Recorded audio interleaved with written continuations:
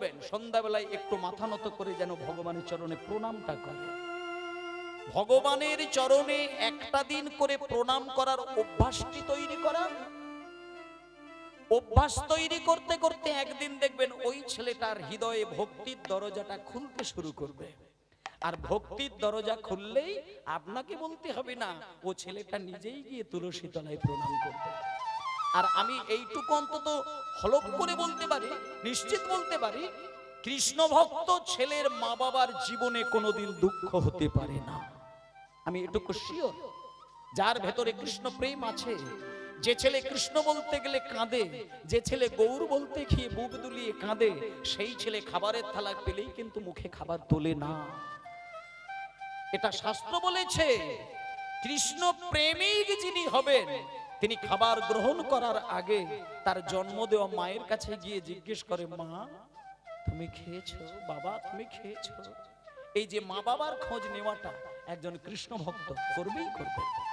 এবার যদি কোনোদিন দেখেন যে কোনো কৃষ্ণ ভক্ত তুলসী মালা গলায় নিয়েছে, ধুতি পাঞ্জাবি পরেছে, কিন্তু মাকে খেতে দেয়নি, তাহলে আপনি জানবেন ও কৃষ্ণ ভক্ত নয়, ও কপট।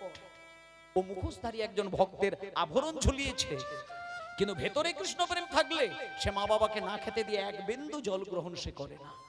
এটা শাস্ত্রের বিধান। তাই জন্য আজকে নরোত্তম দেখুন, নরোত্তমকে বাবা যখনই বলেছে কিসে করে যাবি, সে বলছে আমি কি বললো, গড়াগড়ি দিতে দিতে যাব।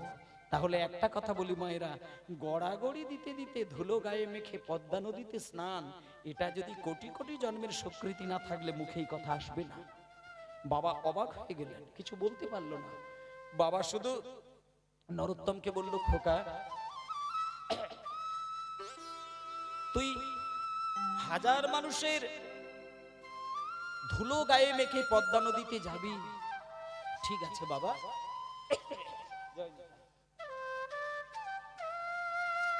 আস্তে। ধুলো গায়ে মেখে পদ্মা নদীতে গেলে তোর যদি সুখ হয়, আনন্দ হয়, আমি বাবা হয়তো বাধা দিতে পারি না, বাবা ঠিক আছে যা, চলে যা। কিন্তু মায়েরা, পদ্মা নদীতে স্নানের জন্য বাবা অনুমতি দিয়ে দিলেন, কিন্তু জানেন কি, গোপনে গোপনে দুজন প্রহরীকে ঠিক করে দিলেন। দুটো ব্যক্তিকে বললেন, ওরে আমার ছেলে যখন গড়াগড়ি দিতে দিতে যাবে, তোরা একটু পিছনে পিছনে যাবি। আর ছেলেটা যখন স্নান করবে, হাতটা ধরে ছেলেটাকে স্নান করিয়ে যত্ন সহকারে আমার কাছে নিয়ে এসে তোরা হাজির করে দিবি। 5 বছরের ছেলের প্রতি মা বাবার একটা দায়িত্ব তো থাকবেই। আজকে ছেলেটা গড়াগড়ি দিতে দিতে যাচ্ছে মায়েরা, শুনে নিন। পদ্মা নদীর ধারে গিয়ে হঠাৎ করে নরোত্তম দাঁড়িয়ে পদ্মা নদীর জলের দিকে তাকিয়ে বলছে, ওমা, নদীতে স্নান করতে গেলে তো লোকে প্রথমে পাটা নদীতে ঠেকায়, জলে স্নান করতে গেলে পাই তো আগে জলে ঠেকায়। কিন্তু নরোত্তমের চেতনাটা দেখুন, নরোত্তম ভাবছে, আমি যদি প্রথমেই পাটা জলে স্পর্শ করি, গুরুদেব যে বলল পদ্মা মা, তাহলে পদ্মা যদি মা হয় আর আমি যদি পা জলে প্রথমে স্পর্শ করি, তাহলে তো মায়ের মাথার উপরই তুলে দিলাম। না না না না না, আমি আগে পা জলে ঠেকাবো না, আমি বরং মাকে ভালো করে প্রণাম করে নেব। এই বলে যেই প্রণাম করতে গেল শুয়ে পড়ে, অমনি হলো কি জানেন মা, পদ্মা নদীর ওই হালকা ঢেউয়ের জল এসে নরোত্তমের মাথাটা ছুঁয়ে গেল। এবার যেই নরোত্তমের মাথা ছুঁয়ে গেল, মায়েদের মনে আছে নাকি বলুন, অনেক বছর আগে মহাপ্রভুর সেই হৃদয়ের প্রেমটা চোখের জল রূপে মিশিয়ে দিয়েছিলেন। হ্যাঁ, আর মহাপ্রভু বলে গিয়েছিল পদ্মা নদীতে যে, পদ্মা 6 বছরের ছেলে নরোত্তম যেদিন তোমার জলে স্নান করতে আসবে, তার অঙ্গটা তোমার জলে ছোঁয়া মাত্র, কি বলেছিল, তোমার ঢেউ শত শত গুণ করে উঠে যাবে। আজকে সেই দিন যখন পদ্মা নদীর জলে প্রণাম করতে গিয়ে নরোত্তমের মাথাটা জলে স্পর্শ হয়ে গেল, প্রণামেরও ছলে জলে পরশ করিল, হরি বল, প্রণামেরও ছলে জলে পরশ করিল,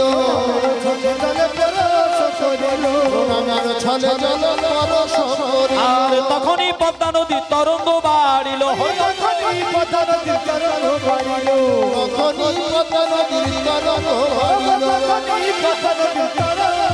বলি তরঙ্গ বাড়িল, তরঙ্গ বাড়িল, তরঙ্গ বাড়িল। বাড়িল, নরোত্তমের ছোঁয়া পেয়ে তরঙ্গ বাড়িল, নরোত্তমের ছোঁয়া পেয়ে তরঙ্গ বাড়িল, ওই নরোত্তমের ছোঁয়া পেয়ে নিতাই গৌর হরি বলে, হরি হরি হরি বল। নিতাই গৌর হরি বলে, নরোত্তমের ছোঁয়া পেয়ে নিতাই গৌর হরি বলে, নরোত্তমের ছোঁয়া পেয়ে নিতাই গৌর হরি বলে, নরোত্তমের ছোঁয়া পেয়ে তরঙ্গ বাড়িল, তরঙ্গ বাড়িল, তখন পদ্মানদী তরঙ্গ বাড়িল। ব্যাস ব্যাস ব্যাস ব্যাস ব্যাস ব্যাস, সর্বনাশ হয়ে গেল, সর্বনাশ হয়ে গেল মায়েরা। দুজন প্রহরীকে রাজামশাই বলেই দিয়েছিলেন হাতটাকে ধরবি ছেলে যখন স্নান করবে, কিন্তু তারা ধরার সুযোগই পেল না। হঠাৎ নদীর মাঝখান থেকে একটা বিরাট ঢেউ নরোত্তমকে টপকে দিয়ে জলের তলায়।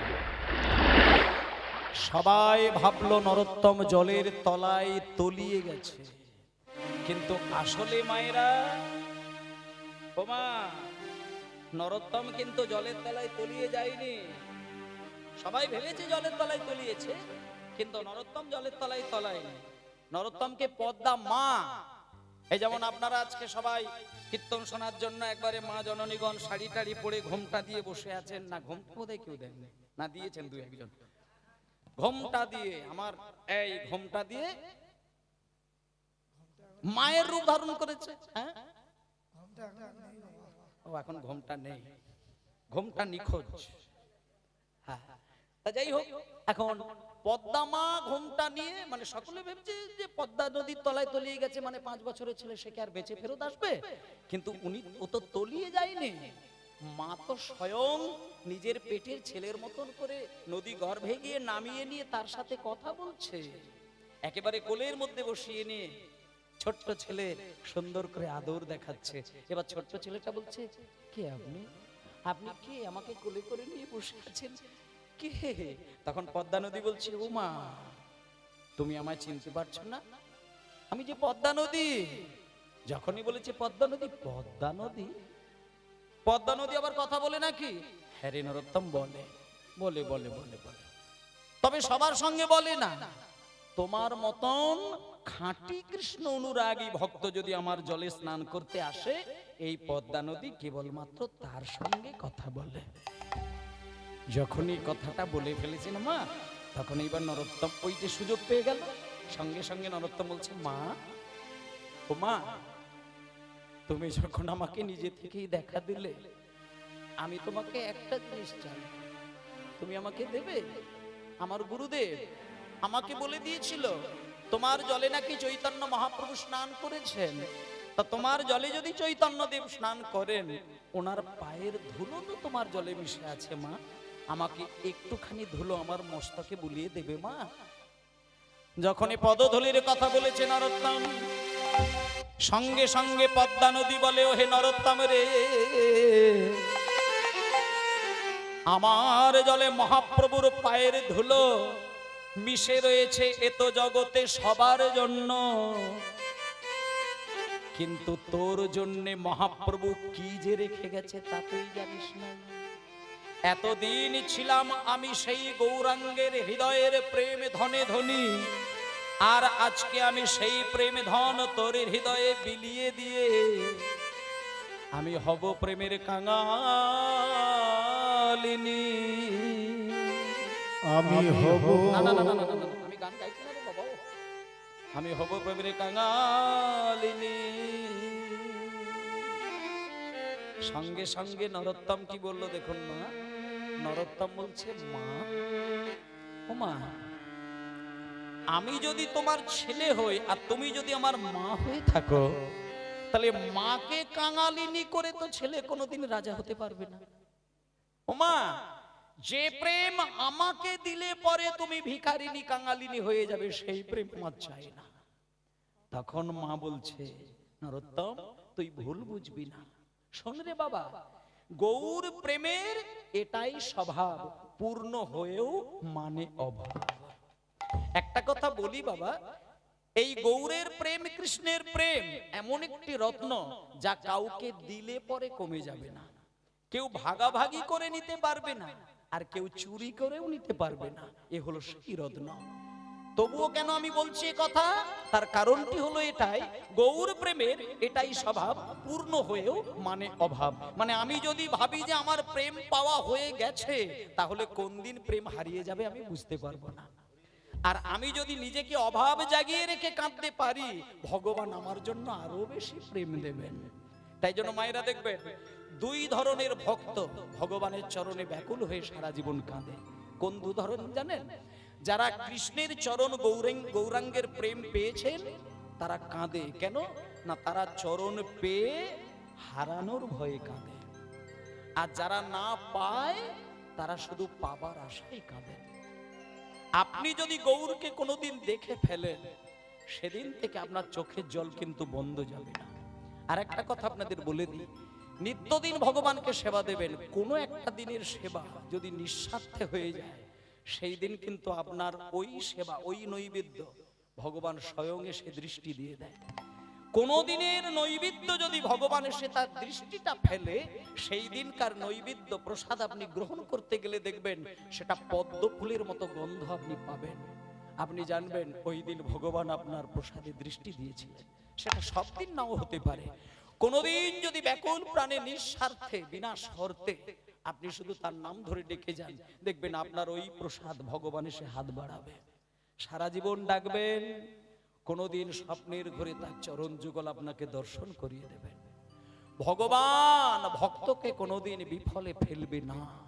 ডাকার মধ্যে যদি ব্যাকুলতা থাকে, প্রেম থাকে, বিশ্বাস থাকে, আমি আপনাদের বলে দিলাম কোনো না কোনো দিন এই জীবনের মধ্যে আপনি ঈশ্বরের দিব্য রূপ আপনি দেখতে পাবেন। ভগবান ধরা দেয়, শুধু ব্যাকুলতা থাকতে হবে। তাই জন্য মায়েরা আজকে পদ্মা নদী বলে দিচ্ছে, নরোত্তম তুই কাঁদিস না বাবা, কাঁদিস না। আমি তোকে সেই হাজার বছর, সেই শত বৎসর আগে রেখে যাওয়া যে গৌরাঙ্গের প্রেম আমি তোর হৃদয়ে দিয়ে দিলাম। এই বলে মায়েরা শুনুন, পদ্মা মা সেই যে প্রেমটা মহাপ্রভু রেখে গিয়েছিলেন, সেই প্রেম যখন ওই 6 বছরের ছেলেটার হৃদয়ে বুলিয়ে দিল, ওই পদ্মার ওই নরোত্তমের গায়ের রং কেমন বলেছিলাম মায়েরা? কালো। কিন্তু গৌরাঙ্গের প্রেমটা যখন নরোত্তমের হৃদয়ে বুলিয়ে দিয়েছে পদ্মা মা, সঙ্গে সঙ্গে অদ্ভুত ভাবে দেখা গেল নরোত্তমের গায়ের রংটা হয়ে গেল সোনার বর্ণ। শুধু গায়ের রংটা ঘুরে গেল তা নয়, যে ছেলেটা এতক্ষণ ধরে কান্নাকাটি করছিল না, সেই ছেলেটা আজকে কৃষ্ণ কৃষ্ণ বলে কাঁদছে। এইবার পদ্মা মা বলছে, ওরে খোকা, আমার জলে যে বেশিক্ষণ থাকা যায় না রে বাবা, তুই উঠে যা, তুই চলে যা, তোর মা বাবা তোর জন্য আশা পথে নয়ন দিয়ে বসে আছে। এই বলে ছেলেটাকে যেই জলের উপরে তুলে দিয়েছে মা, দুজন প্রহরী তারা তো ওইখানেই ছিল, তারা তো বাড়ি আসতে পারছে না। তারা বাড়ি আসবে কি করে? নরোত্তমকে না গিয়ে তো আসতে পারবে না। যখনই হঠাৎ দেখতে পেল জল, কি জল থেকে একটা বাচ্চা ছেলে, ফর্সা টুকটুকি ছেলে। এই খোকা, হ্যাঁ গো, কি নাম তোমার? তুমি কে গো? এত ফর্সা টুকটুকি সোনার মতো দেখতে, কে তুমি? তখন নরোত্তম বলছেন, তোমরা আমাকে চিনতে পারছো না? আমি কে তোমরা চিনতে পারছো? আমি তো তোমাদের রাজার ছেলে গো। আমার নাম দেখো দেখো দেখো, আমার নাম নরোত্তম। নরোত্তম? হ্যাঁ, আমার নাম নরোত্তম। তখন এইবার প্রহরীগণ জিজ্ঞেস করছে, কোথায় ছিলে এতক্ষণ তুমি? তখন নরোত্তম বলছে, আমি কোথায় ছিলাম শুনবে তোমরা? শোনো। যেমন ডুবুরিরা সমুদ্রের তলায় ছুটে যায় দামি দামি রত্ন তুলে নিয়ে আসার জন্য, আর আজকে আমি পদ্মা নদীর একেবারে গভীরে গিয়েছিলাম। আমি সেইখান থেকে এক প্রকারের রত্ন তুলে নিয়ে এসেছি। তোমরা কি সেই রত্ন নেবে? নেবে তোমরা সেই রত্ন? যদি নিতে চাও তাহলে দূরে দাঁড়িয়ে থেকো না, তোমরা আমার কাছে এসো, আমি তোমাদেরকে প্রেম রত্ন দেব। এসো তোমরা, এসো এসো ভাই। গান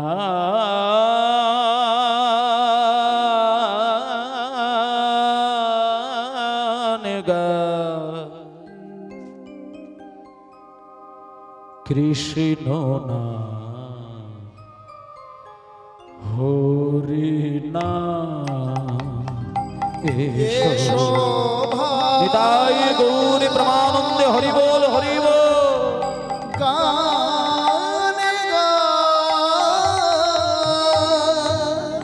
আহারে কৃষ্ণ নাম হরি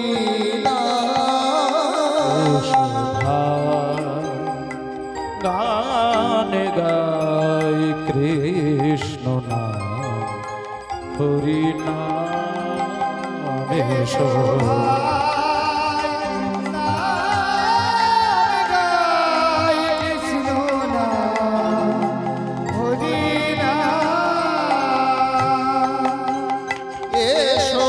ভাই গান গায় কৃষ্ণ নাম হরি নাম চরাচরে বলো হরি তেহাই দেবে না, তেহাই দেবে না। চরাচরে বলো হরি বলো নাম মধুর নাম হরি নাম কৃষ্ণ নাম চরাচরে বলো হরি বলো নাম কৃষ্ণ নাম মধু নাম হরি নাম চরাচরে বলো হরি বলো নাম মধুর নাম কৃষ্ণ নাম হরি নাম চরাচরে বলো হরি বলো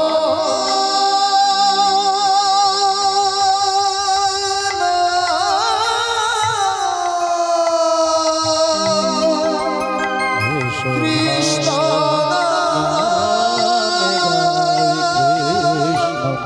হরি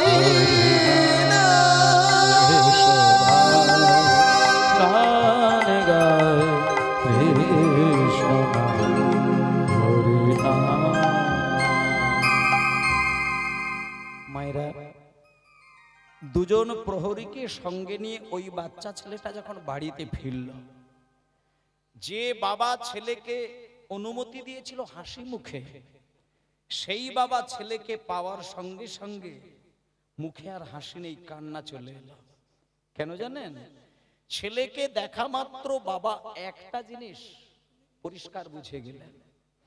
ছেলেকে দেখেই বাবা বুঝে গেল যে ছেলে আমাকে প্রণাম করে পদ্মা নদীতে গিয়েছিল, এটা আমার সেই ছেলে নয়।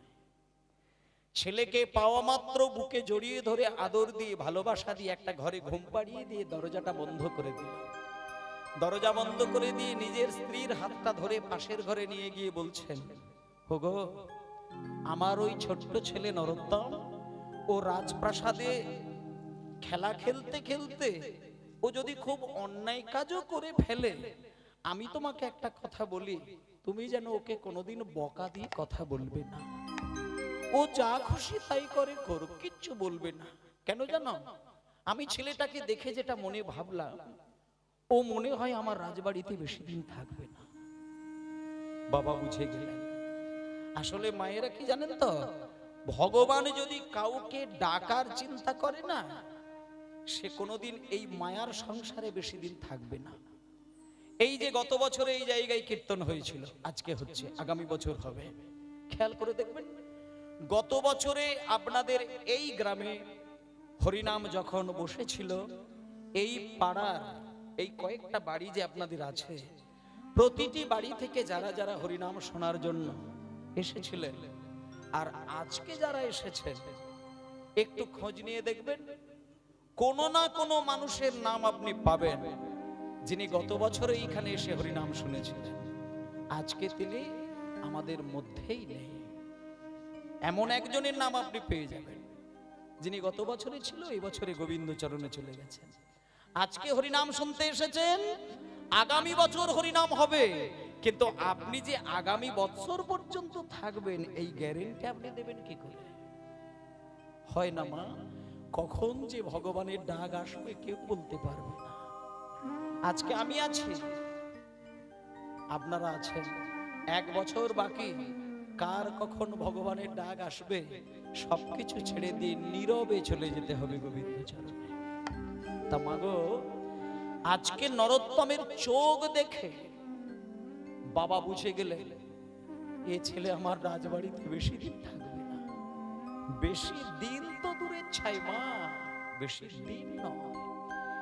যেদিনকে স্নান করে বাড়িতে এলো ওই দিনটাই হচ্ছে বাবার জীবনের শেষ দিন। আচ্ছা জয় না, না না ওটা হয় না, মাঝখানে আর ভজন হবে না। নিতাই গৌর প্রেমানন্দে হরিবোল হরিবোল। আজকে নরোত্তম বাড়িতে এসে বাবার কাছে ধরা দিয়েছে। বাবা ছেলেকে দেখে বুঝে গেলেন এ ছেলে আমার ঘরে বেশি দিন থাকবে না। কিন্তু বেশি দিন নয় মা, ওই দিনটা কাটলো, সন্ধ্যা গড়িয়ে গেল। মা বাবা আদর করে ছেলেটাকে বুকে জড়িয়ে ধরে ঘুমাতে গেছে। কেউ সন্তান হারাতে কি চায়? কোন মা বাবা চাই কি যে সন্তান আমার দেহ থেকে জীবন থেকে সরে যায়? কিন্তু জড়িয়ে ধরে আদর দিয়ে ঘুমিয়ে পড়েছেন। হঠাৎ রাত্রির 12টা মধ্যরাত, দেখা গেল নিতাই চাঁদকে স্বপ্নের ঘরে দেখলেন। সাক্ষাৎ নিত্যানন্দ নরোত্তমকে স্বপ্নের ঘরে দেখা দিয়ে বললেন, নরোত্তম তুমি মা বাবার কোলের কাছে আর ঘুমিয়ে থেকো না, আমি স্বয়ং নিত্যানন্দ এসেছি।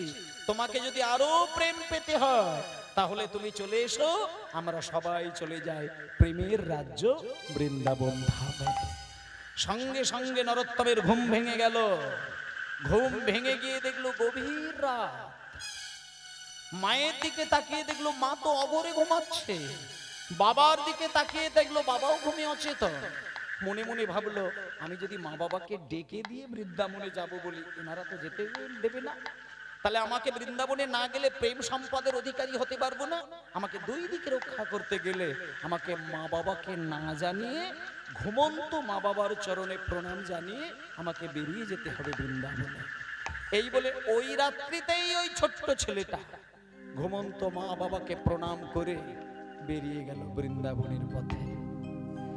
আমি হরি বলবো মদন মোহন হেরব গো, আমি হরি বলবো রাধা মদন হরি হরি বল। আমি হরি বলবো রাধা মদন হেরব, আমি হরি বলবো। এইভাবে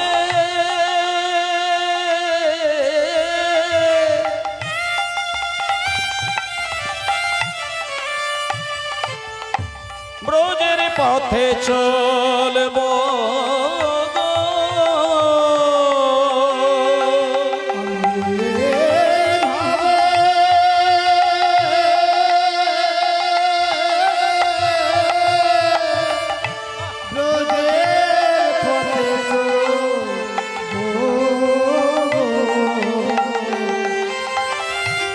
আমি হরি বলবো রাধা মদন হেরব,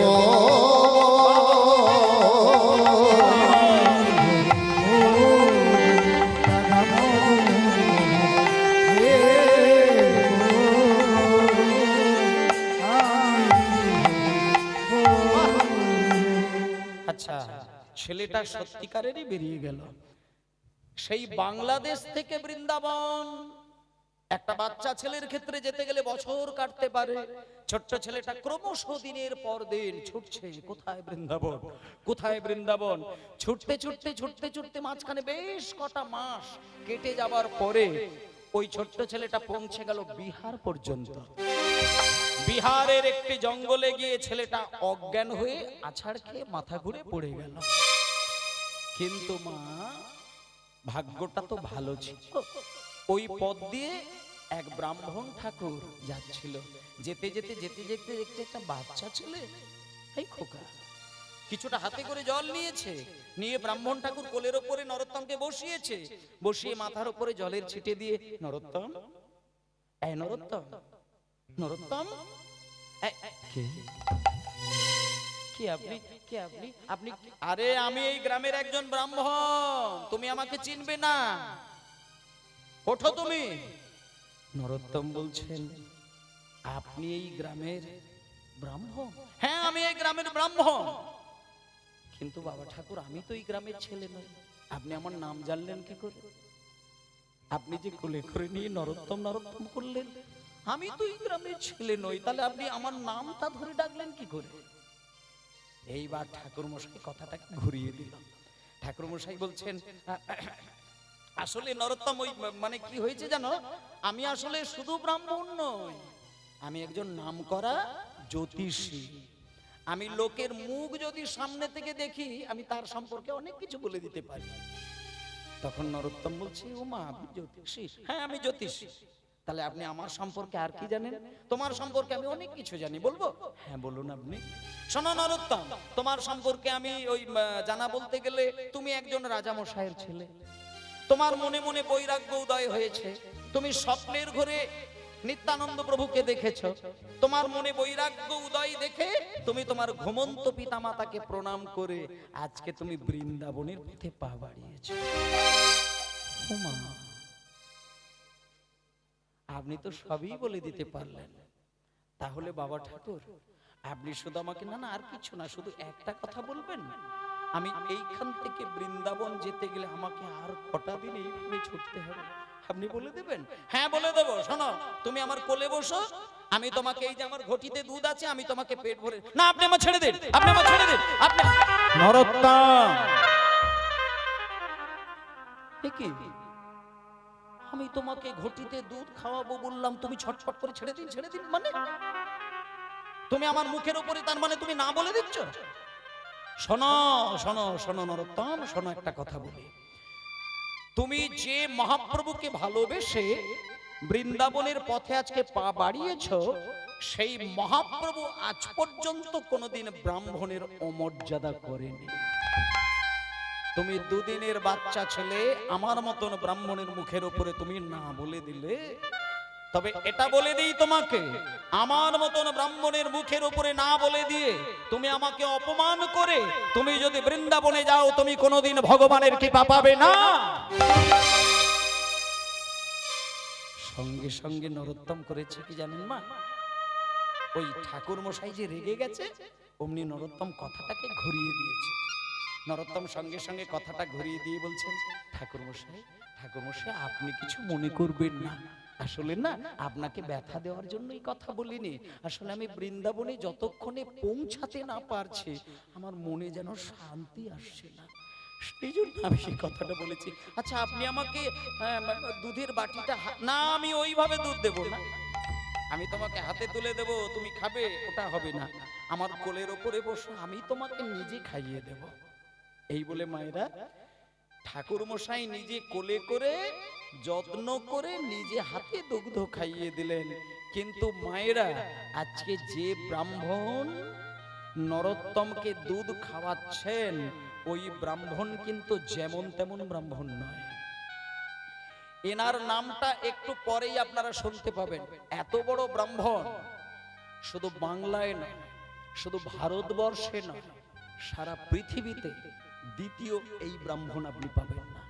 এনার নামটা একটু পরে শুনে নেবেন। শুনুন, আজকে যে ব্রাহ্মণ নরোত্তমকে দুধ খাওয়ালেন, দুধ খাইয়ে দিয়ে নরোত্তমকে মাথায় হাত দিয়ে বলছে, নরোত্তম, আর তোমার কোনো দুঃখ হবে না, আর তোমার কোনো দেহের মধ্যে কষ্ট হবে না। এইবার তুমি চলে যাও বৃন্দাবনের মধ্যে, এই পথ দিয়ে চলে যাও, আমি তোমাকে প্রাণ ভরে আশীর্বাদ করে দিলাম, চলে যাও বৃন্দাবন। এই বলে সেই ঠাকুর মশাইয়ের কোলে দুধ খেয়ে নরোত্তম ঠাকুর মশাইকে প্রণাম করে, আমারে দেহ অন্তিম কালে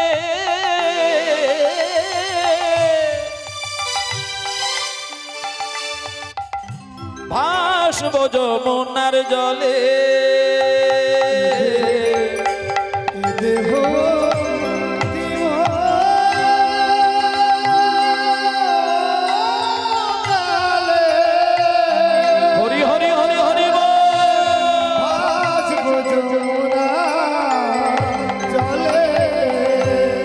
দেহ অন্তিম কালে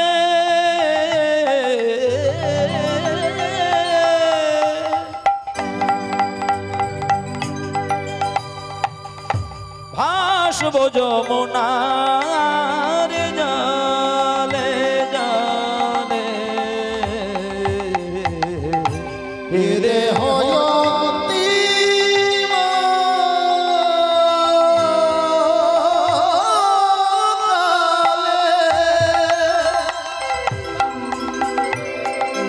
ভাসব যমুনার জলে।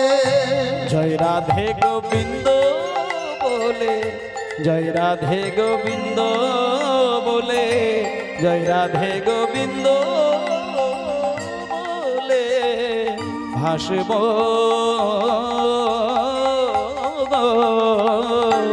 আমি হরি বলবো হরি হরি হরি বল। হেরে আমি হরি বলবো রাধা মদন হে আমি হরি বলবো। আচ্ছা, এই যে গানটা গাইছি, এই যে আমি হরি বলবো মদন মোহন হেরবো, এই গানটা কিন্তু এই যে ছেলেটির কথা শুনছেন নরোত্তম, এনারই হাতে লেখা গান। এই গানটা উনিই লিখেছেন। শুধু এই গান নয়, কত শত শত পদ উনি লিখেছেন, আপনারা ভাবতে পারবেন না। আপনারা বাড়িতে একটা গ্রন্থ বলে দিচ্ছি, শ্রী শ্রী গীত রত্নাবলী, এই বইটা প্রত্যেকটি মাকে বলছি, বেশি দামও নয়, শ্রী শ্রী গীত রত্নাবলী বইটা আপনারা বাড়িতে কিনে রাখবেন।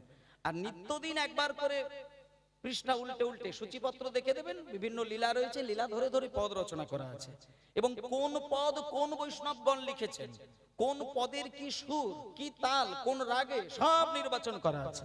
আপনারা ওই বইটা কিনে নেবেন, সবই বুঝতে পারবেন। সেখানে দেখবেন নরোত্তম দাসের কত পদ রয়েছে, আপনি কল্পনা করতে পারবেন না। তা সেই জন্য মায়েদা, আজকে নরোত্তম দাস ওই এক বাটি দুধ খেয়ে ওই ব্রাহ্মণের হাতে বৃন্দাবনের পথে ছুটলো, কিন্তু বেশি দূর যেতে পারলো না। উত্তর প্রদেশে গিয়ে কোন একটা জঙ্গলে মানে একবারে দুর্বল হয়ে গেলেন। একটা গাছের তলায় বিশ্রাম নেবে বলে একটু গাছে যখন মাথাটা ঠেকিয়েছে, ঘুমিয়ে পড়েছে। আর যেই ঘুমিয়ে পড়লো, সঙ্গে সঙ্গে নরোত্তম স্বপ্নের ঘরে দুইজন বৈষ্ণবকে দেখলেন। সেই দুইজন বৈষ্ণবের নাম আপনাদের বলে দিই। একজনের নাম হচ্ছে রূপ গোস্বামী, আর একজনের নাম সনাতন গোস্বামী। রূপ সনাতন দুই ভাই। ওনারা এসে নরোত্তমকে বলছে, নরোত্তম কি নরোত্তম, তুমি আমাদেরকে চিনবে না? এই যে তুমি বৃন্দাবনে ছুটছো, বৃন্দাবনে গেলে তুমি আমাদের সমাধি দেখতে পাবে। তার মানে ওনারা নেই পৃথিবীতে। এইবার বলছে, আমরা পৃথিবীতে নেই, বৃন্দাবনে গেলে আমাদের সমাধি দেখতে পাবে। এই যে আমরা দুই ভাই, রূপ গোস্বামী আর সনাতন গোস্বামী, আমরা দুই ভাই তোমাকে স্বপ্নে দেখা দিতে এসেছি। কেন জানো? একটা সংবাদ দেবার জন্য, একটা খবর দেবার জন্য। কি সংবাদ?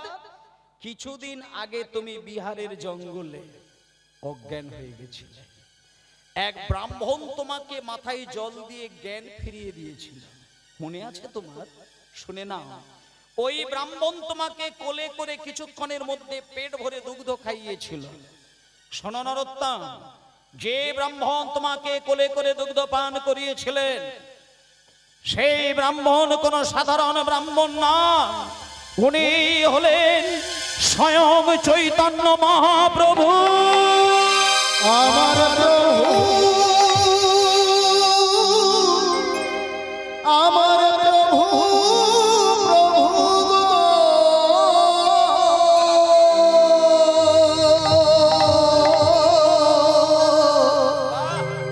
ও হে দয়া,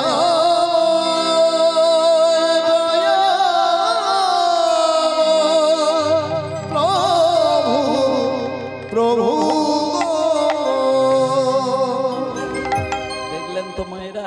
দেখুন এইবার তাহলে ওই বিহারের জঙ্গলে যে ঠাকুর মশাই দুধ খাইয়েছিলেন, উনি যে সাক্ষাৎ চৈতন্য মহাপ্রভু, এটা রূপ গোস্বামী সনাতন গোস্বামী ধরা দিলেন।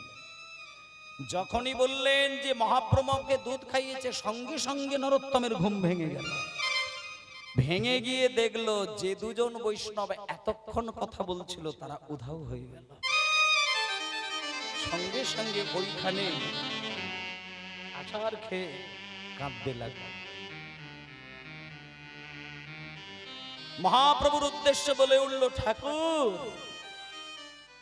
তুমি আমাকে দেখা দিলে, কথা বললে, কোলে করে আদর দেখালে, দুগ্ধ পান করিয়ে দিলে, কিন্তু একটা বার আমাকে ধরা দিলে না যে তুমি সেই মহাপ্রভু।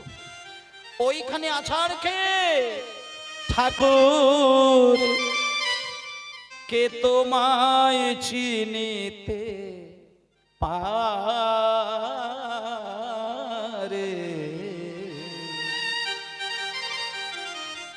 বলো তুমি না চিনালে পারে। আসলে মায়েরা, ভগবান যদি নিজে এসে আপনার ঘরে ধরা না দেয়, আপনি চিনতেই পারবেন না। উনি যদি মনে করে যে আপনার হাত থেকে সেবা নেবেন, উনি ভিখারি রূপ ধরে আসতে পারে, পাগলের রূপ ধরে আসতে পারে, কোন বৈষ্ণবের রূপ ধরে আসতে পারেন। উনি না ধরা দিলে আপনি কোনোদিন চিনতে পারবেন না।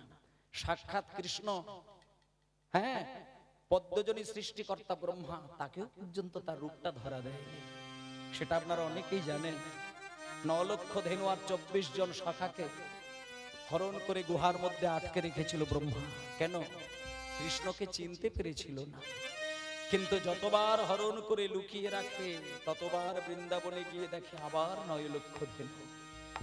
অবশেষে যখন বুঝতে পারলো, সেদিন পাগল হয়ে কৃষ্ণের চরণ ধরে কাঁদতে লাগলো। তা আজকে যখন মহাপ্রভুকে দেখতে পেয়েছিল, কিন্তু ধরা দিল না, সঙ্গে সঙ্গে কেঁদে উঠল, ঠাকুরকে তোমায় চিনিতে পারে,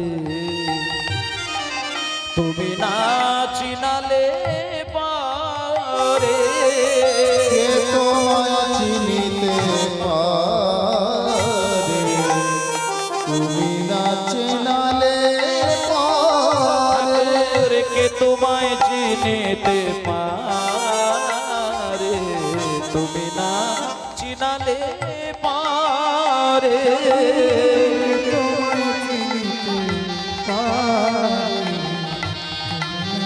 চিনালে আমার অন্তরে বাহিরে বিরাজিছ তুমি, আমার অন্তর বাহিরে বিরাজিছ তুমি, দয়াময়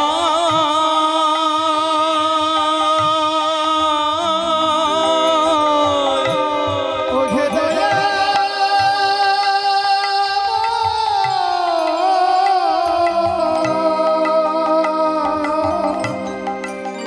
ওহে কৃপাময়, কৃপাময়, ওহে দয়াময়, কৃপাময়, অন্তর বাহিরে বিরাজিছ তুমি, আমার অন্তরে বাহিরে বিরাজিছ তুমি,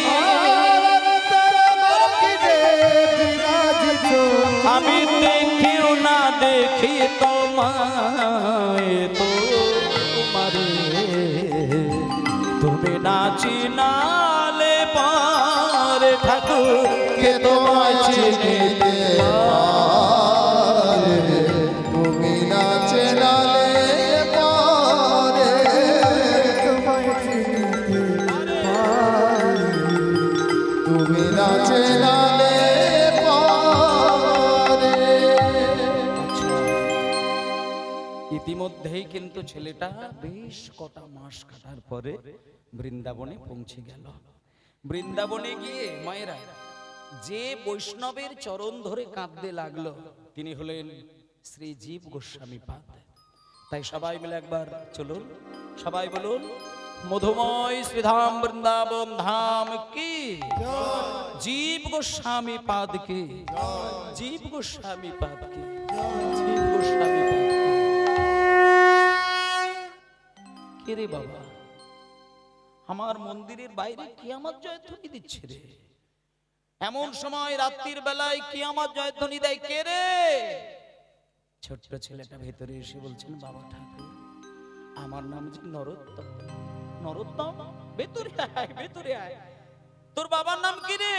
আমার বাবার নাম হচ্ছে কৃষ্ণানন্দ দত্ত। কোথা থেকে এসেছিস? আমি বাংলা থেকে এসেছি গোস্বামী পাদ। আচ্ছা, তা তোর বাবা কি করে রে বাবা? আমার বাবা একজন রাজামশাই, আমি রাজার ছেলে। আপনি আমাকে দয়া করে একটু দুটো কানে আমাকে দীক্ষা দেবেন, আমি রাধা গোবিন্দের সেবা করব। আচ্ছা, তুমি দীক্ষা নেবে বলে আমার কাছে এসেছো, তাই তো? ঠিক আছে, আমি দীক্ষা দেব, কিন্তু তোমার মা বাবাকে নিয়ে এসো। তোমার মায়ের সঙ্গে আলাপ পরিচয় করি, বাবার সাথে আলাপ পরিচয় করি, নিয়ে এসো। তখন বাচ্চা ছেলে বলছেন, বাবা ঠাকুর, আমি আমার মা বাবাকে তো সঙ্গে নিয়ে আসি না বাবা ঠাকুর। আমি না, মা বাবা ঘুমাচ্ছিলেন, ঘুমন্ত মা বাবার চরণে প্রণাম করে আমি একা একা বেরিয়ে এসেছি গোস্বামী পাদ, আপনি আমাকে দীক্ষা দিন। মানে তুমি বাংলা থেকে বৃন্দাবন? না, এটা হতে পারে না। তুমি বাংলা থেকে বৃন্দাবনে একা এসেছো অল্প বয়সে, গভীর জঙ্গল পথে, তোমার কোনো দুর্ঘটনা ঘটেনি? হ্যাঁ বাবা ঠাকুর, ঘটেছিল। বিহারের একটা জঙ্গলে তো আমি অজ্ঞান হয়ে গিয়েছিলাম। এক ব্রাহ্মণ আমার মাথায় জলের ছিটে দিয়ে জ্ঞান ফিরিয়ে দিয়েছিলেন, আবার পেট ভরে দুধও খাইয়ে দিয়েছিলেন। তারপরে আবার কটা মাস আমি ছুটছিলাম। উত্তরপ্রদেশে এসে রূপ গোস্বামী, সনাতন গোস্বামী আমাকে স্বপ্নের ঘড়ি দেখা দিলেন। আর ওনারা বললেন যে ব্রাহ্মণ আমাকে বিহারে দুধ খাইয়ে দিচ্ছিল উনি নাকি স্বয়ং চৈতন্য মহাপ্রভু। নরোত্তম, কি বলছো তুমি? তুমি রূপ গোস্বামীকে দেখেছো? হ্যাঁ বাবা ঠাকুর। আচ্ছা, কেমন দেখতে ওনাদের বলো তো? বাবা ঠাকুর, আমি দেখলাম ওই একখণ্ড সরু সাদা কাপড় ওই হাঁটুর উপরে তোলা রয়েছে, আর ঠকঠকে বৃদ্ধ চেহারা, হাতে রয়েছে জপের মালা, আর গলায় রয়েছে তুলসী কাঠের মালা, সারা গায়ে চন্দন সেবিত, আর ওই কৃষ্ণ নাম করছে, চোখ থেকে কৃষ্ণ প্রেমের ধারা গড়িয়ে যাচ্ছে। নরোত্তম শোনো, যে রূপ সনাতনকে তুমি স্বপ্নে দেখলে, তুমি কি এটা জানো যে ওনারা দুই ভাই আমার সম্পর্কে কি হন? আশা করি তুমি জানো না, শুনে না। ওই যে রূপ গোস্বামী, উনি হলেন বড় ভাই। ওই পাশে যে সনাতন গোস্বামী, উনি হলেন ওনার মেজ ভাই। আর ওনাদেরই একজন ছোট ভাই ছিলেন, যার নাম অনুপম গোস্বামী, যিনি আমার সম্পর্কে বাবা। কাজেই তুমি এটা বুঝতে পারলে তো যে ওই রূপ সনাতন আমার সম্পর্কে আমার জ্যাঠামশাই। একজন বড় জ্যাঠামশাই আর একজন মেজ জ্যাঠামশাই। শুধু বড় জ্যাঠা মেজ জ্যাঠামশাই এটাই সম্পর্ক নয়, আমি দুই জ্যাঠামশাইয়ের কোলে বসে আমি সেবা শিক্ষা পেয়েছিলাম। এক জ্যাঠামশাই আমাকে দীক্ষা মন্ত্র দিয়েছেন, আর এক জ্যাঠামশাই আমাকে হাতে ধরে রাধা গোবিন্দের সেবা শিখিয়ে দিয়েছেন। আমি আমার দুই জ্যাঠাদেরকে যতদিন হারিয়েছি, আমি প্রতিদিন ঘুমাতে যাওয়ার সময় আমি চোখ বন্ধ করে দুই জ্যাঠাদের উদ্দেশ্যে আমি বলি, একটা বার যেন স্বপ্নে তাদেরকে দেখতে পাই, আমি যেন জ্যাঠাদের সঙ্গে একটু কথা বলতে পাই। নরোত্তম, এত বয়স হয়ে গেল আমার, সেই যে জ্যাঠামশাই জগৎ ছেড়ে বিদায় নিয়েছেন, আজও পর্যন্ত স্বপ্নের ঘরে আমি দুই জ্যাঠাদেরকে দেখতে পাই না। আর তুমি তাদেরকে স্বপ্নে দেখেছো? শোনো বাবা, শোনো, যে হৃদয়ে আমার দুই জ্যাঠামশাই দেখা দেয়, সেই হৃদয়ে তো আমি তোমাকে দীক্ষা দেব না, এটা আমি দিতেই পারি না। আমি যদি তোমাকে দীক্ষা দিয়ে দিতাম, তাহলে আমার দুই জ্যাঠামশাইদের আমি অমর্যাদা করে ফেলতাম। আমি দীক্ষা দেব না, আমি কথাটা ফিরিয়ে নিলাম নরোত্তম, আমি দীক্ষা দেব না। তোমাকে যদি দীক্ষা নিতে হয়, তাহলে ওই রূপ সনাতনের সমকক্ষ বৈষ্ণব বৃন্দাবনে এই মুহূর্তে একজন আছেন, পারলে একটু ওনার চরণ ধরে কাঁদো। উনি এই বৃন্দাবনে যত সাধক আছেন, সব থেকে বয়স্ক বৈষ্ণব। ওনার বয়সে বৃন্দাবনে আর কেউ ইতিমধ্যে আর নেই। তবে হ্যাঁ, উনি কিন্তু এ জীবনে আজ পর্যন্ত কাউকে দীক্ষা দেয়নি। যত মানুষ এসে ওনার চরণ ধরে কেঁদেছেন, প্রত্যেককে বলে দিয়েছেন আমি দীক্ষা দেব না। কিন্তু তোমাকে দেখে যদি ওনার মনটা কেঁদে ওঠে, উনি যদি তোমাকে দীক্ষা দেয়, তাহলে অন্তত আমি তোমাকে এটুকু বলতে পারবো, তোমার মানব জীবনটা ধন্য হয়ে যাবে বাবা। তুমি চলে যাও বাবা। ওনার নাম হচ্ছে লোকনাথ গোস্বামী পাদ। জয় জয় শ্রী গুরু প্রেম কল্প তরু। জয় জয় শ্রী গুরু প্রেম কল্পতরু। শ্রী গুরু প্রেম কল্পতরু। অদ্ভুত জাগ্রত প্রকাশ, অদ্ভুত জাগ্রত অদ্ভুত জাগ্রত প্রকাশ।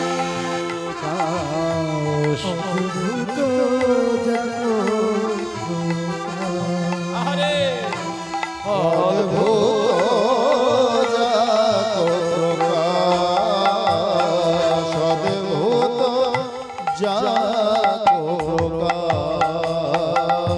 সবাই বলুন লোকনাথ গোস্বামী পাদ কি জয়। লোকনাথ গোস্বামী পাদ কি জয়। লোকনাথ গোস্বামী পাদ কি জয়। এবার যারা দীক্ষা মন্ত্র নিয়েছেন তারা একটা জায়গা আপনাদের বোঝাই, দীক্ষা যদি কোনো গুরুদেবের কাছ থেকে আপনি নিয়ে থাকেন, গুরুর সঙ্গে আপনার সম্পর্কটি ভক্তি জগতের দিক থেকে যদি সুন্দর হয়, আর গুরুকে দেখা মাত্র, গুরুর নয়নে নয়ন দেওয়া মাত্র, গুরুর চরণ স্পর্শ করা মাত্র আপনার হৃদয়ে যদি আরো ভক্তি প্রেমের উদয় হয়, তাহলে জানবেন ওই গুরু আপনার গত জন্মের গুরু ছিল।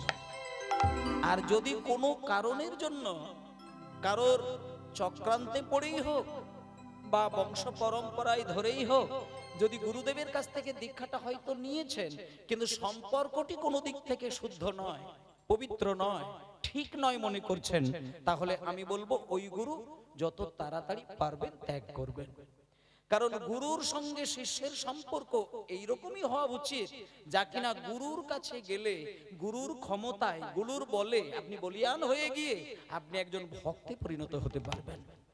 কিন্তু গুরু সান্নিধ্যে গেলে পরে যদি আপনার ভক্তি ঠিক না থাকে, তাহলে ওই গুরু ত্যাগ করে আপনি আবারও দ্বিতীয় গুরু ধরতে পারেন, তাতে কোনো আপনার দুঃখ নেই, তাতে আপনার কোনো পাপ হবে না। অনেকে বলে একবার দীক্ষা হয়ে গেলে নাকি দ্বিতীয় গুরু নিতে নেই, কিন্তু গুরু নির্বাচনে যদি ভুল হয়ে যায়, গুরু যদি গুরুর আসনে না ঠিক থাকতে পারে, আপনি 100টা গুরু পরিবর্তন করতে পারেন, তাতে আপনার কোনো অপরাধ নেই।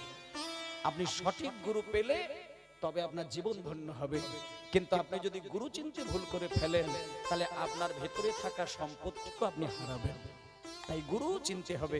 তা আজকে মায়েরা লোকনাথ গোস্বামীর কাছে যখন নরোত্তম এসে হাজির হয়েছে, লোকনাথ গোস্বামী রেগে উঠলেন, এই খোকা, কে রে তুই? আমার নাম নরোত্তম বাবা ঠাকুর।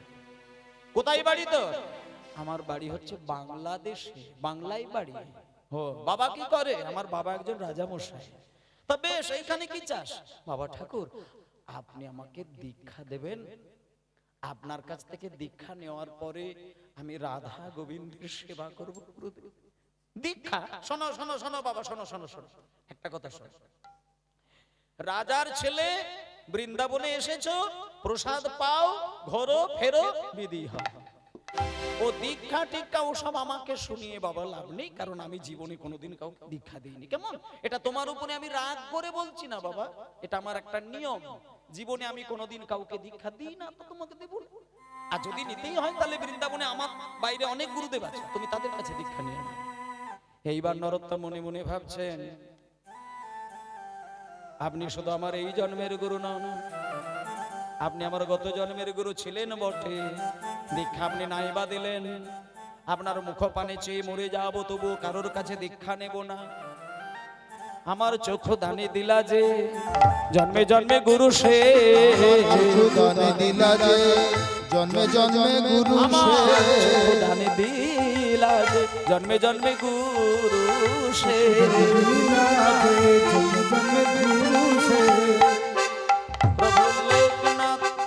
প্রভু লোকনাথ লোকের জীবন,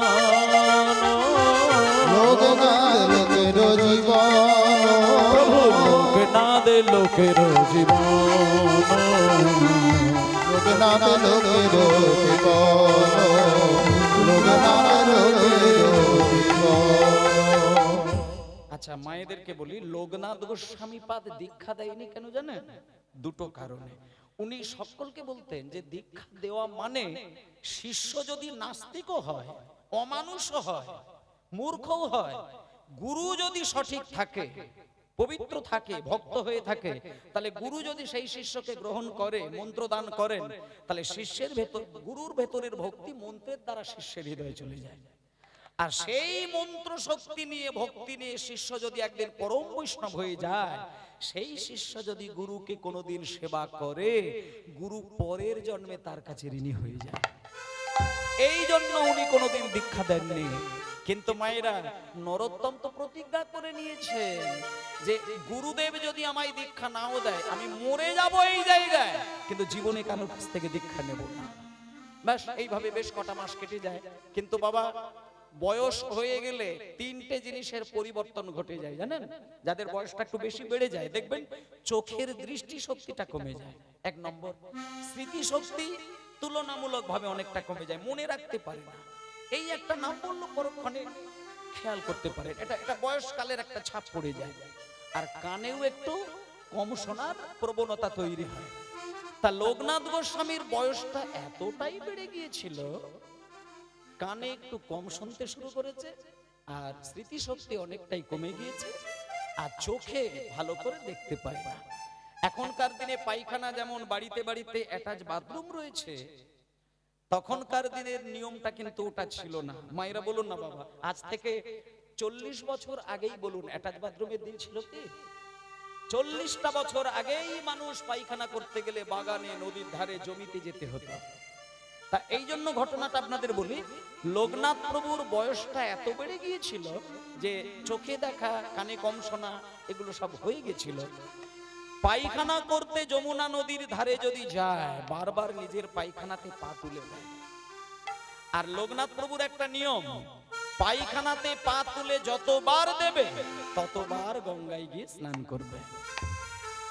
তাতে যদি শীতে ঠকঠক করে কাঁপতে কাঁপতে অজ্ঞান হয়ে যায়, কিন্তু পায়খানায় পা তোলা মাত্র উনি কিন্তু স্নান করাটা বন্ধ করেন না। একদিনকে ছোট্ট ছেলে নরোত্তম মনে মনে চিন্তা করে নিলেন যে লোকনাথ প্রভু, আমি এই কষ্ট আর হতে দেব না। এই বলে মায়েরা, লোকনাথ প্রভু সেই দিন থেকে পায়খানা করে, আর একটুখানি মায়েরা বাকি রয়েছে, রাত্রির হয়ে যাচ্ছে বলে অসুবিধা নেই তো, আর সামান্য 10টা মিনিট একটু টাইম দেবেন, সেখানেই লীলা সমাপ্ত হবে। আবার আগামী কালকে কীর্তন শুনবেন। লোকনাথ প্রভু পায়খানা করে মন্দিরে চলে আসে। ওই দিন থেকে নরোত্তম প্রতিজ্ঞা করে নিলেন যে আমার জীবন চলে যায়, কিন্তু গুরুদেবের এই বারবার স্নানটা আমার ভালো লাগে না। এই বলে সেদিন থেকে লোকনাথ প্রভুর পায়খানাটা পর্যন্ত হাতে করে তুলে নিয়ে যমুনার জলে ভাসায়। এবং এটা একদিন না, মাসের পর মাস, বছরের পর বছর করে। একদিন লোকনাথ গোস্বামী ধরে ফেলেছে, এবার নিজে হাতে ধরে ফেলেছে। ধরে ফেলে লোকনাথ গোস্বামী নরোত্তমকে বুকে জড়িয়ে ধরে পাগলের মতো কান্না। নরোত্তমকে বুকে জড়িয়ে ধরে বলেছিল, ওরে খোকা, আমি জীবনে কোনো দিন কারোর সেবা গ্রহণ করব না, এই জন্য কাউকে দীক্ষা দিই না। তুই আমাকে এমন একটি সেবায় জর্জরিত করে দিলি বাবা, আমি যদি তোকে দীক্ষা মন্ত্র না দিই, আমি ভগবানের কাছে চিরকালের জন্য অপরাধী হয়ে যাব। আয় বাবা, আমি তোকে দীক্ষা দিয়ে দিলাম। ব্যাস, দীক্ষা হয়ে গেল। তবে শোন, তুই হলি আমার জীবনের প্রথম শিষ্য, আর তুই হলি আমার জীবনের শেষ শিষ্য। এইবার শ্রীনিবাস আচার্য প্রভু তিনি এসে বলছেন, নরোত্তম, লোকনাথ গোস্বামী তোমাকে দীক্ষা দিয়েছে, এই খবরটা সারা বৃন্দাবন হয়ে গেছে, তাই জন্য আমি ছুটে এলাম। আমি তোমাকে আজকে শেখাবো কেমন করে রাধা গোবিন্দকে সেবা করতে হয়। শোনো নরোত্তম, তুমি চোখ বন্ধ করে ধ্যান করবে, আর হৃদয়ের মধ্যে, ধ্যানের মধ্যে তুমি রাধা কৃষ্ণকে দেখবে। আর তোমার কাজ হচ্ছে ধ্যানের মধ্যেই তুমি এক বাটি দুধ গরম করে তাদেরকে খাইয়ে দেবে, এটাই তোমার কৃষ্ণ সেবা। এই বলে মায়েরা ধ্যানের মধ্যে ডুব দিয়েছিল, ধ্যানে রাধা কৃষ্ণকে দেখতে পেয়েছিল, ধ্যানের মধ্যে দুধ গরম করতে বসিয়েছিল। কিন্তু মায়েরা, দুধ গরম করতে বসিয়ে রাধা কৃষ্ণের কথা শুনতে গেল ধ্যানের মধ্যে, কিন্তু এদিকে কি হলো জানেন? দুধ গরম হতে হতে হতে হতে কখন যে দুধের বাটি লাল হয়ে গিয়ে উতলে গিয়ে আঁচের মধ্যে পড়লো সেটা নরোত্তম খেয়াল করতে পারেনি। আর এইদিকে রাধা কৃষ্ণ প্রাণ মোর। আচ্ছা, আজকের এই পালাটা শেষ হবে কোন জায়গায় বলে দিই, তাহলে আপনাদের বুঝতে সুবিধা হবে। নরোত্তম দাস ঠাকুর বাংলাতে আসবেন এবং বাংলার কিছু কাজ আছে উনি সারবেন, তারপরে উনি দেহত্যাগ করবেন। সেই দেহত্যাগ করাটা যে জায়গায় আসবে তখন পালাটা ওইখানে শেষ হবে, অর্থাৎ আর একটুখানি সময় বাকি। মন দিয়ে শুনুন, ধ্যানের মধ্যে রাধা কৃষ্ণ প্রাণ মোর যুগল কিশোর হরি বল। রাধা কৃষ্ণ প্রাণ যুগল কিশোর। রাধা কৃষ্ণ প্রাণ মোর যুগল কিশোর।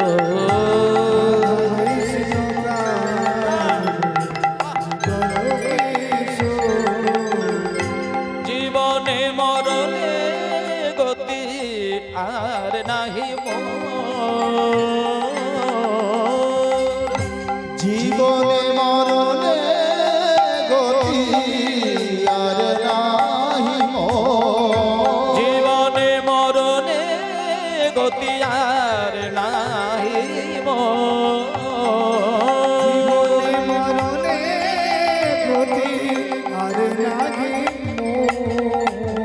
হরে রাধা কৃষ্ণ প্রাণ মোর যুগল কিশোর। রাধা কৃষ্ণ প্রাণ যুগল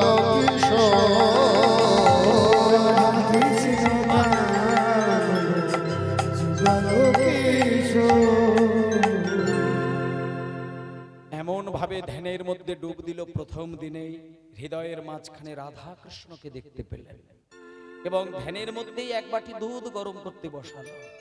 সেই দুধ উতলে গিয়ে আঁচের মধ্যে পড়লো।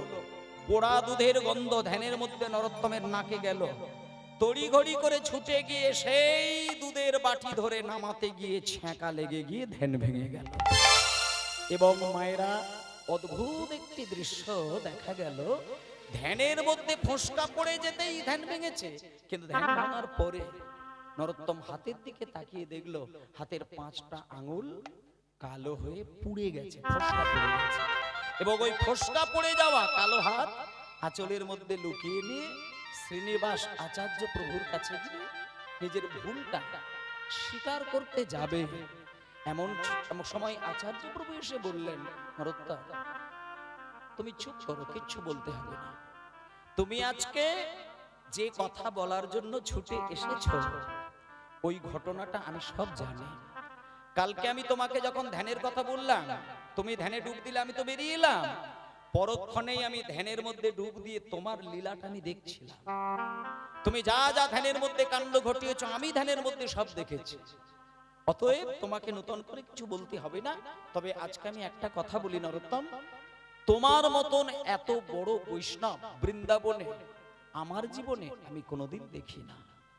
আমি শুনেছি তোমাকে নাকি পদ্মা নদী মা হয়ে দেখা দিয়েছিলেন, তোমাকে নাকি নিত্যানন্দ দেখা দিয়েছিলেন, তোমাকে নাকি চৈতন্য মহাপ্রভু ব্রাহ্মণ রূপে দেখা দিয়েছিলেন, তোমায় রূপ সনাতন দেখা দিয়েছিলেন, আবার তোমাকে লোকনাথ গোস্বামী পাদ দীক্ষা দিয়েছেন।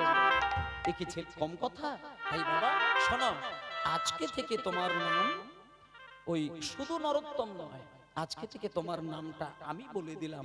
আজ থেকে সারা বৈষ্ণব জগতে তোমার নাম থাকবে বিশিষ্ট বৈষ্ণব আচার্য ঠাকুর নরোত্তম দাস।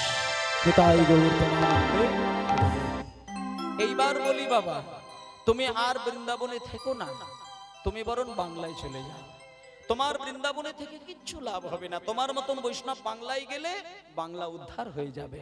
এইবার বলি মা, সঙ্গে সঙ্গে নরোত্তম দাস বেশ কটা বছর কাটিয়ে তিনি বৃন্দাবনে চলে এসেছিলেন।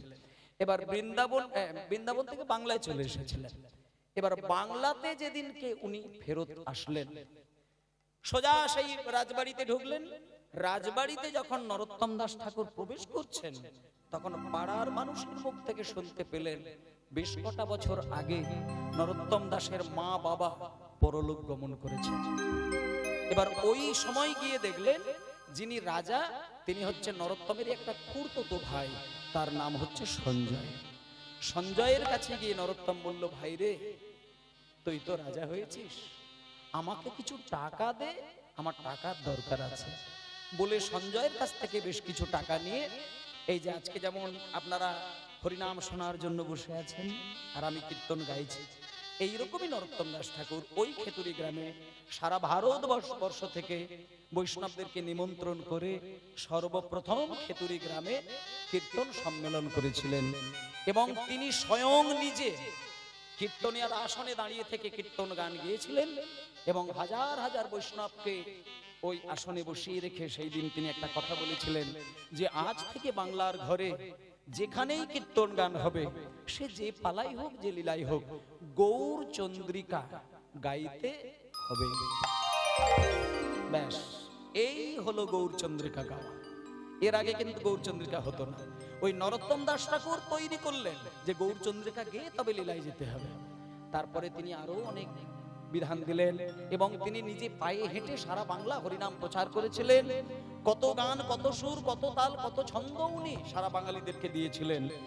একদিনকে নরোত্তম দাস এমন ভাবে ধ্যান করেছিলেন, 7 দিন ধ্যান ভাঙেনি। তাই 7 দিন পরেও যখন ধ্যান ভাঙলো না, কিছু অভক্তের দল নরোত্তম দাসের দেহটা তুলে নিয়ে গিয়ে চিতার উপরে শুইয়ে দিয়েছিলেন এবং চিতার উপরে শুইয়ে দিয়ে যখন আগুন দিতে যাবে, নরোত্তম দাসের যারা ভক্তবৃন্দ ছিলেন তারা গিয়ে কাঁদতে কাঁদতে চিতার উপরে ঝাঁপটে পড়ল। কেঁদে কেঁদে শুধু একটা কথা বলেছিল, হে গুরুদেব, এ আপনি কি করছেন? আপনি যদি আপনার ধ্যানস্থ অবস্থায় এইভাবে চিতার উপর দিয়ে জীবন কাটিয়ে দেন, তাহলে আমরা সমাজের মাটিতে মুখ দেখাতে পারবো না। আপনি উঠুন, আপনি যখন আপনি দেখান আপনার শক্তির সাধনা। সঙ্গে সঙ্গে চোখের জল যখন চিতাকে ভিজিয়ে দিল, তখন ওই চিতার উপরে উঠে নরোত্তম দাস ঠাকুর যে গানটা গেয়েছিলেন, সেই গান আপনাদের আমি প্রথমে শুনিয়েছিলাম। গৌরাঙ্গ বলিতে হবে পুলক শরীর, হরি হরি বলিতে নয়নে ববে। এই গানটা এনারই লেখা গান। মানে জীবনের অন্তিম কালে এই কথাটা বলতে বলতে যদি কেউ জীবন ভাসায়, মহাপ্রভু তাকে স্বয়ং হাত বাড়িয়ে কোলে জায়গা দিয়ে দেয়। গৌরাঙ্গ বলিতে কবে আমার হবে পুলক শরীর, আর হরি হরি বলতে গেলে 2 নয়ন দিয়ে কবে আমার বইবে নীর, আর কবে নিতাই চাঁদ আমাকে একটু করুণা করবে, সংসার বাসনাটা মোর কবে তুচ্ছ হবে, বিষয় ছাড়িয়া কবে আমার শুদ্ধ হবে মন, কবে আমি হেরিব সেই মধুর বৃন্দাবন। এই গানটা ওনার লেখা গান। দেখতে দেখতে বেশ কটা দিন, কটা মাস আবার কাটলো। একদিন নরোত্তম দাস ঠাকুর বললেন, ওগো, আমি হয়তো আর বেশি দিন থাকতে পারি না, থাকবো না। যেদিন আমি তোমাদের কাছ থেকে বিদায় নেব, তোমরা কিচ্ছুটি করবে না, আমার দেহটা নিয়ে পদ্মার জলে ভাসিয়ে দেবে। বলাও শেষ, সকল ভক্তের কোলে মাথা রেখে আমার সকলের প্রাণ নরোত্তম দাস ঠাকুর প্রাণ হারালেন। এবং যখনই উনি প্রাণ হারালেন, ওনার দেহটাকে নিয়ে পদ্মা নদীর জলে ভাসিয়ে দিলেন। এবং যেই নদীর জলে ভাসাতে গেল, হাজার হাজার বৈষ্ণব দেখতে পেলেন নরোত্তম দাস ঠাকুরের দেহটা পদ্মা নদীর জল ছোঁবার সঙ্গে সঙ্গে সাদা দুধ হয়ে জলের সঙ্গে বিলীন হয়ে গেল।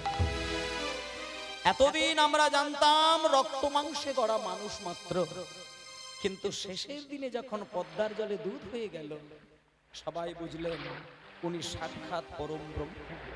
আমাদের কাছে শুধু লীলা দেখানোর জন্য, উদ্ধারের জন্য উনি রক্ত মাংসের দেহ ধারণ করে এসেছিলেন।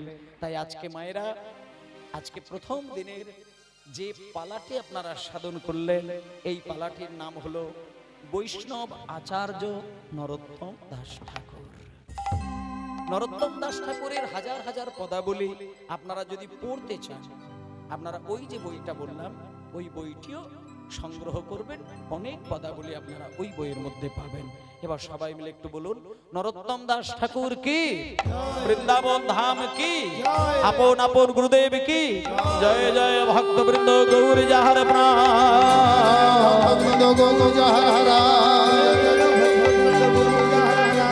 সবে মিলে করো মোরে প্রেম ভক্তি গান। মিলে করো মোরে প্রেম ভক্তি দান সবে মিলে করো মোরে প্রেম ভক্তি দান সবে মিলে করো মোরে প্রেম ভক্তি দান সবে মিলে করো মোরে প্রেম ভক্তি দান সবে মিলে করো মোরে প্রেম ভক্তি দান জয় দাও জয় দাও জয় জয় দাও মদন ভরে বাহু তুলে জয় দাও জয় দাও ঘরে বাহু খুলে জয় দাও জয় দাও মাতা সদা পিতা নন্দের সবাই মিলে জয় দাও সুন্দর পিতা নন্দ সবাই মিলে জয় দাও মধুর শ্রী বৃন্দাবন সবাই মিলে জয় দাও শ্রী বৃন্দাবন সবাই মিলে জয় দাও আপন আপন গুরুদেবের সবাই মিলে জয় দাও আপন গুরুদেবে সবাই মিলে জয় দাও গুরুদেবে সবাই মিলে জয় দাও নিতাই গৌর হরি বল হরি বল